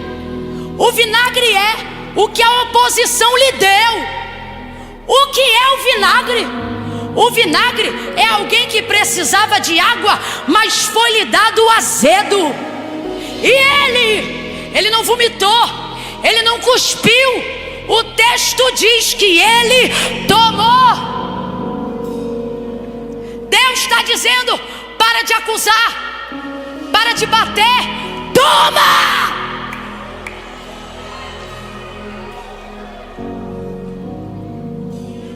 Engole! Olha pra cá. Tudo que tu já passou, irmão, não é nada comparado a isso. Admite logo essa parada. Perdoa logo quem tiver que perdoar. Liga pra ele. Liga para ela, vai na casa dele, vai na casa dela. Para de ficar esperando que o outro te dê a razão, porque você foi o que carregou a cruz. Deus está dizendo para alguém aqui: toma esse vinagre, vai lá e toma. Engole tua razão, engole teu direito, engole o teu orgulho. Porque depois que ele tomou o vinagre, disse: Pai, está consumado. Tendo dito isso, entregou seu espírito. E agora, Camila? Primeiro eles fazem, depois eu faço. Acelerou o processo, se entregou. E último, agora ela faz. E agora eu quero entregar essa palavra para toda a igreja, no globo terrestre, na Lagoinha Global. Quando sabemos qual é a palavra que está sobre nós, o que fazem contra a igreja não a machuca, a promove, adianta. Quando eu sei qual a palavra está sobre mim, eu não atraso processos, eu ganho o poder de adiantá-los. Terceiro e fim, quando eu não posso fazer mais nada com aquilo que eu recebi, se cumpre o que ela diz sobre si própria: viva e eficaz. Quando eu vivo para cumprir a palavra vive para se cumprir, mesmo depois da minha morte. Por que a igreja está viva depois da morte de grandes heróis? Porque nunca crescemos nos heróis, mas crescemos A palavra é quem acende a chama. A palavra é quem levanta pastores. A palavra é quem executa ministério. É a palavra. O princípio de Gênesis se aplica até hoje na igreja. Estamos aqui porque sabemos qual é a palavra que está sobre nós. Olhe para cá, igreja. Essa mensagem já me acompanha há anos. E eu nunca imaginei que Deus me mandaria trazer hoje aqui. Mas hoje ela terá uma envergadura de alcance diferente. Igreja, não somos a força que o mundo precisa. Somos a resistência que o mundo não suporta. O que chamamos de reforma protestante, e mudou a realidade da igreja antes e depois da reforma, chamamos de protestante sem ter carregado um pau na mão. Chamamos de protestante sem ter tacado uma pedra em ninguém. O protesto não foi o quanto batemos, foi o quanto aguentamos pela palavra continuar apanhando. Por isso os mártires morreram, mas a igreja continuou de pé. Por quê? Porque o que nos sustenta é a palavra. Você não está no seu melhor momento quando bate boca, não está no seu melhor momento quando xinga, não está no seu melhor momento quando quer demonstrar ao mundo a força da igreja pelo braço, pela intelectualidade, pelas palavras. Não, isso os filósofos também fazem, isso as associações comunitárias também fazem. O poder da igreja se aplica de maneira crescente, em larga escala, em potencial absoluto. Não é quando ela mexe braço e perna, é quando ela resiste debaixo de uma palavra.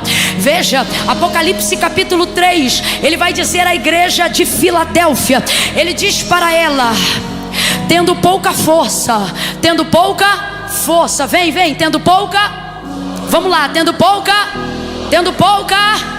ele diz: tendo pouca força guardaste a minha palavra, por isso eu também te guardarei da tentação que há de vir, da aflição que há de vir. Há algo terrível para acontecer esses dias em povos e nações. É de fato a última hora do Espírito Santo aqui na terra. A igreja vai subir, e antes de subir, guerras e rumores de guerra, peste, fome, mortandade, a ideologia atravessada, o espírito do anticristo em movimento. E alguém pensa: os últimos dias o amor de muitos vai se esfriar. Homens avarentos, amantes de si mesmo, mais amigos dos seus deleites do que amigos de Deus. Jesus volta logo, mas o texto diz, e são palavras do próprio Cristo: ainda não será o fim. Por quê? Porque no fim também acontece o que disse Joel: e há de ser que nos últimos dias eu eu derramarei do meu espírito sobre toda a carne. Vossos filhos profetizarão, vossos velhos terão sonhos e os mancebos terão visões. Tudo isso vai acontecer ainda antes que chegue o momento do grande dia. Camila, que lado eu tô? O lado da fome, da peste, da guerra, da mortandade, ou o lado do Espírito de Deus? Aí depende qual é a palavra que você tem sobre a tua cabeça. Qual é a palavra que a igreja tem sobre a sua cabeça? Jesus morre. Podem ficar, podem ficar. Jesus morre, entregou seu espírito, cumpriu até ali a parte da missão, morreu. Responda com inteligência. Morto reage? Morto reage? Morto fala? Morto se defende? Está morto. Primeiro eles fazem, depois eu faço. Camille, quando eu não puder fazer mais nada, aí ela faz. E esse é o melhor momento. Tem gente aqui que não está morto, mas entenda a aplicação profética do texto para a igreja do século 21. Nosso melhor momento não é quando a gente vai na internet fazer barulho. Nosso melhor momento é quando aparentemente nenhum braço, nenhuma perna, nada se mexe, e eles pensam que a gente está...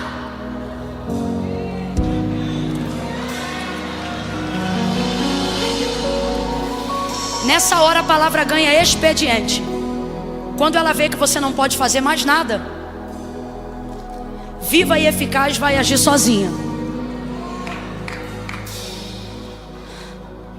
Fica de pé, fica de pé. Todos. Ajeita essa coluna aí.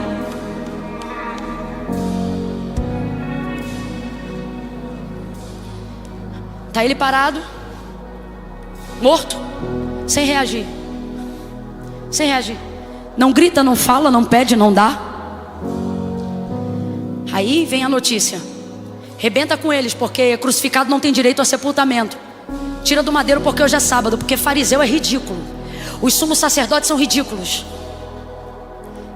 É errado deixar corpo no madeiro, mas não é errado mandar Roma matar judeu. Podres, nefastos. Dizem que são igreja, mas são os primeiros assassinos. Dizem que são sinagoga, mas foi por isso que Jesus disse a João para a igreja de Filadélfia: tu tem pouca força, mas porque guardaste a minha palavra, eu vou te dar poder contra a sinagoga de Satanás. É o menor governando sobre o maior, porque o que determina o nosso poder não é o nosso quantitativo, é o nosso qualitativo.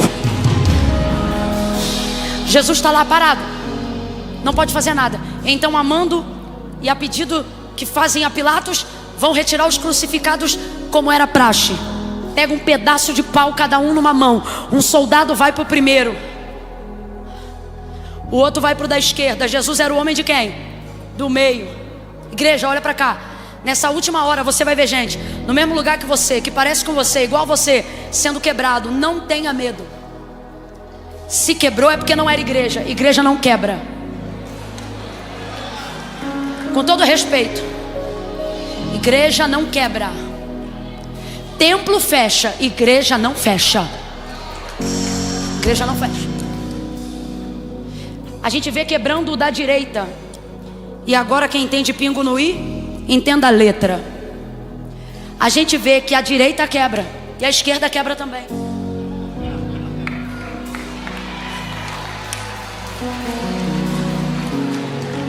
Porque o mundo é sistema e o mundo jaz no maligno.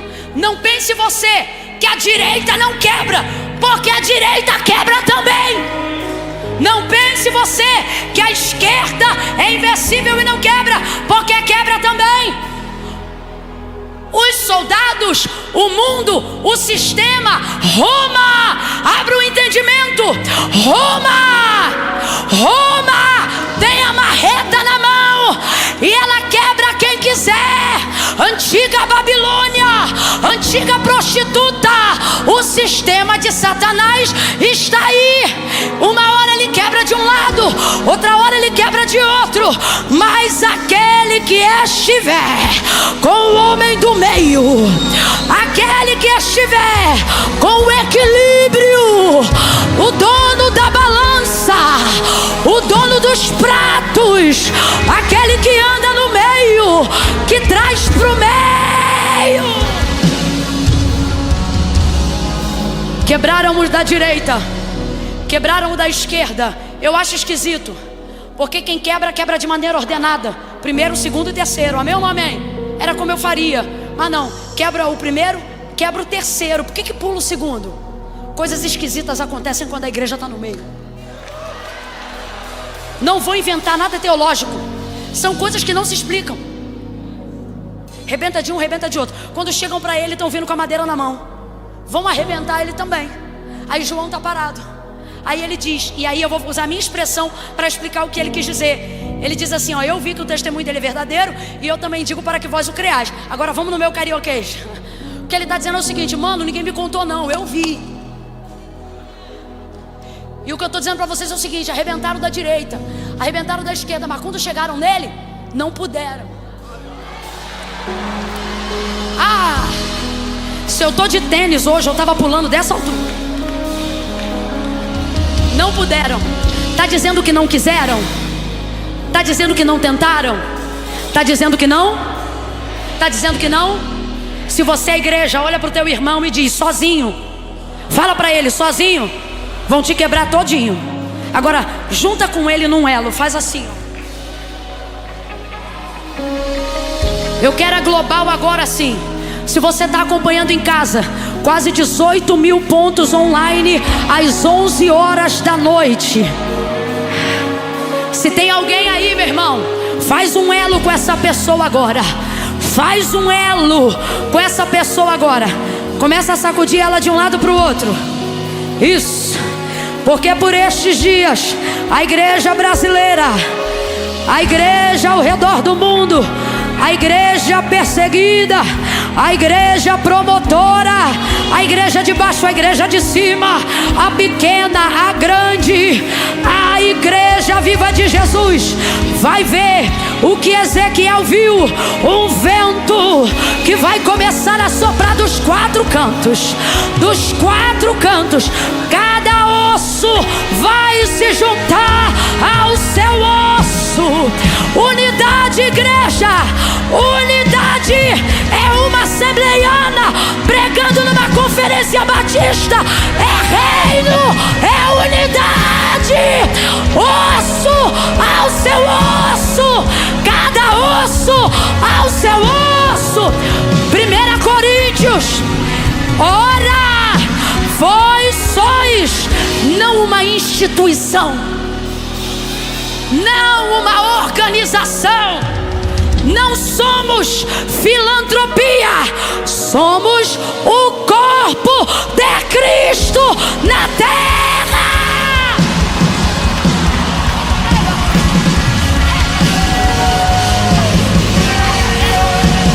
Aqui é corpo, aqui é osso.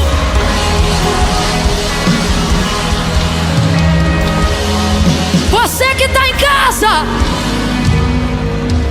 vá para a igreja.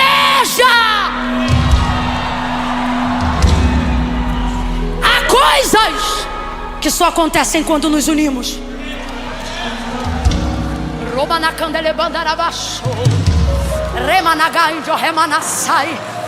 Quem está no relógio pode ir embora, mas quem está entendendo que tem um vento dos quatro cantos da terra que vai começar a soprar em Alphaville,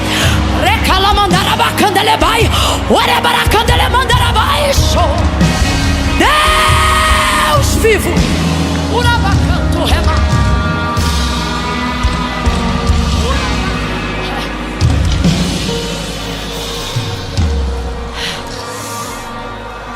o texto diz que não puderam. Não puderam. Conta para 2 ou 3 irmãos aí e diga: não puderam. Fala como está na Bíblia. Diga: não puderam. Camilho tapa, puderam. A coroa do espinho, puderam. Cuspe, chute, puderam. Difamação, fofoca, puderam. Açoites, puderam. Chicote, puderam. Fofoca, falácia, sofisma, puderam. Dores, puderam. Prisões, puderam. Puderam. Processos, puderam. Denúncia no Ministério Público, podem. Eles podem. Tudo isso eles podem. Arrebentar, podem. Machucar, podem. Lanhar a carne, pode. Podem lanhar Camila. Podem difamar Camila. Podem fazer o que quiser com Camila, mas enquanto Camila estiver na igreja ninguém toca. E a igreja cobre os seus membros. A igreja guarda os seus membros. A igreja fortalece os seus membros. A igreja é a única que não trabalha com sistema de amputação, mas de implantação. A videira tinha galhos enxertados. Os gentios são galhos enxertados. Há membros no corpo de Cristo que foram enxertados, mas não são próteses. E o que define uma prótese de um membro? A prótese não corre sangue, o membro corre sangue. Tem sangue no corpo, tem sangue no corpo, tem sangue. O sangue de Jesus te purifica, te lava, te coloca em movimento. O que define de acordo com Paulo, porque ele usa o corpo de Cristo como definição para a igreja, por um único motivo. Ele diz: a igreja é o corpo, porque Cristo é o cabeça. Levante a mão direita aí para o céu, levante. Abaixe rápido. Levanta a esquerda. Abaixe rápido. Consegue levantar as duas? Consegue balançar para o lado as duas? Abaixe rápido. Quem fez foi o seu braço. Foi ou não foi? Foi ou não foi? Foi ou não foi? Tente fazer isso sem a cabeça. Cada comando agora, direita, esquerda, de um lado para o outro.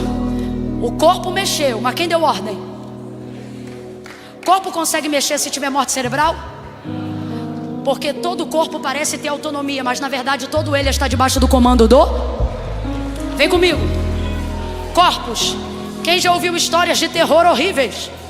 De corpos que se mexeram depois de estarem mortos. Gases saindo do corpo fizeram braços levantar. Gases saindo do corpo fizeram barriga mexer. Alguns abriram até a boca. Estava vivo? Estava vivo? Mas pode se mexer? Sim ou não? Ações descoordenadas que não são orquestradas pelo cabeça. Corpo carnal sem cabeça também se mexe. Quem já teve pressão no globo ocular? Que é isso? Aquela tremurinha. Já teve? Toda vez que isso acontece, a gente chama alguém e fala: olha, sou eu não. Quem já malhou muito e percebeu que o músculo começou a tremer? Meu sonho, Jesus, faz isso na minha vida. Tremeu sozinho. Foi uma ação coordenada? Foi? Mas mexeu ou não mexeu? O que define quem é corpo de Cristo e quem não é o corpo. Ações coordenadas. A igreja brasileira e a igreja de Jesus em todo o mundo começará a viver um tempo de ações coordenadas. Nós estamos aqui pregando uma coisa e essa revelação não é pessoal, tenha certeza. Na Ásia Deus está usando alguém no mesmo contexto. Na América Deus está usando alguém no mesmo contexto. Porque o vento que sopra dos quatro cantos não sopra mensagem diferente. Ele não sopra rebelião de um lado e facção do outro. Quando ele sopra avivamento, ele sopra avivamento subindo em onda para todo o seu povo. Vem um avivamento sobre a igreja. Avivamento começa na igreja. Que cessem o sofisma de que um homem sozinho faz avivamento, de que um grupo sozinho faz avivamento. Avivamento começa na reunião da igreja. Estavam todos reunidos no mesmo lugar e de repente veio do céu um som como de um vento veemente e impetuoso. Encheu a rua. Encheu a rua, encheu a casa. Eu estou irritada. Há uma indignação em mim que não é minha, é do Espírito. Movimentos descoordenados fora do corpo de Cristo, querendo trazer o nome avivamento. Avivamento começa na casa. Avivamento começa na casa. Não pregue avivamento para a igreja se você não é igreja. Não discuta comigo nos meus comentários se você não é igreja. Estou falando sobre assuntos eclesiásticos. E não tente enfiar na minha cabeça que você lá fora está fazendo mais do que gente que está se subordinando aqui dentro. Não reconhecemos corpo que não esteja debaixo do cabeça. Não chame de avivamento espasmos musculares de membros destituídos do corpo, achando que avivamento se faz com filosofia. Bíblia, Bíblia, Bíblia, Bíblia, Bíblia, Bíblia é a palavra de Deus, é a palavra de Deus.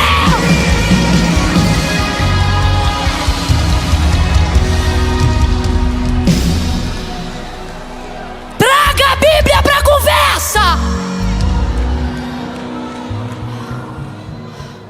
Membros em estado de decomposição, porque pararam de dizer, porque a palavra de Deus diz, e começaram a ir para a internet dizer, porque eu acho, eu penso, eu. Quando se falta ele, logo se começa a dizer eu.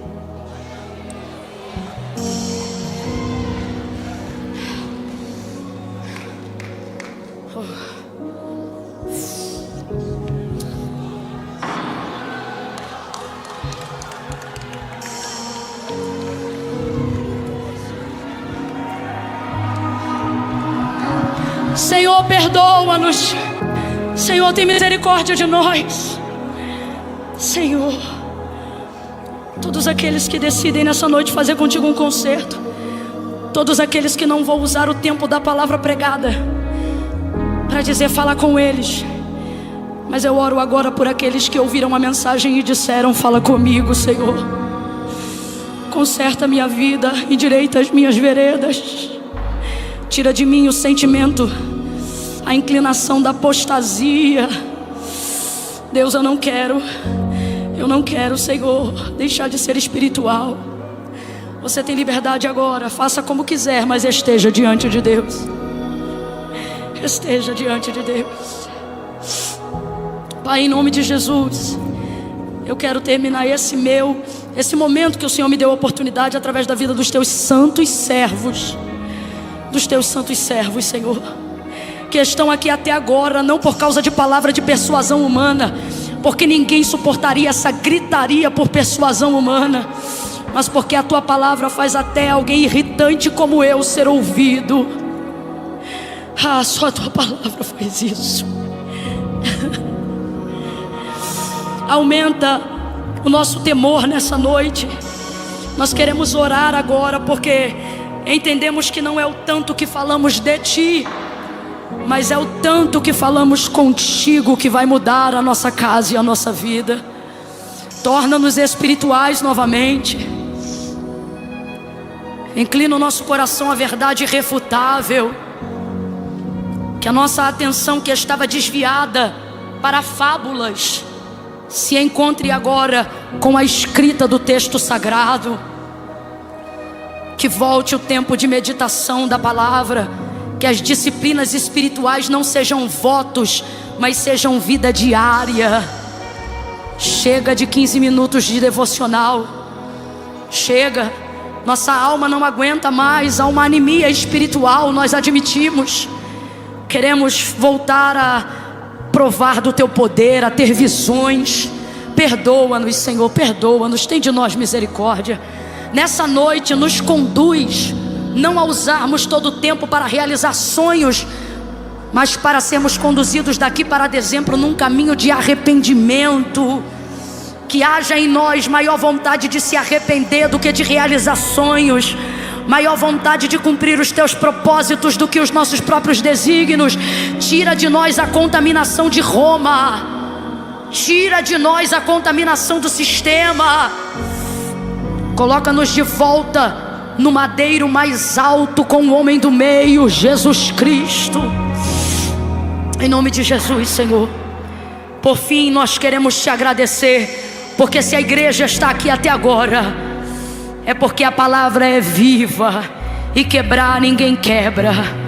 Vão bater, vão humilhar, mas quebrar ninguém quebra. E nós queremos te agradecer por esse poder. Queremos te agradecer por sermos ministros. Queremos te agradecer porque o Senhor nos conferiu autoridade ao compartilhar conosco a tua palavra. A autoridade não está no título pastoral, a autoridade não está no reconhecimento ministerial, a autoridade está na tua palavra. Porque tu pregava o que eles pregavam, mas quem te ouvia dizia: ele fala o que nós sabemos, mas ele fala como quem tem a autoridade. Leva-nos de volta ao quarto, leva-nos de volta a uma vida espiritual que não pode ser negociada. Leva-nos de volta ao lugar secreto, quebranta-nos por dentro. Que essa noite, Senhor, seja uma noite profética, marcante, mas acima de tudo, uma noite que inaugura um antes e depois na nossa conduta espiritual, para que não sejamos tão somente ouvintes, mas praticantes. Ajuda cada um que ora agora, ajuda aquele que está cansado, ajuda aquele que lê o texto, mas não entende, ajuda aquela que está lutando contra pensamentos intrusivos para tentar fazer uma oração. Espírito Santo, favorece aqueles que querem te conhecer, favorece aqueles que querem se arrepender, favorece aqueles que querem ser igreja, para a honra e glória do teu nome. Nós oramos em nome de Jesus.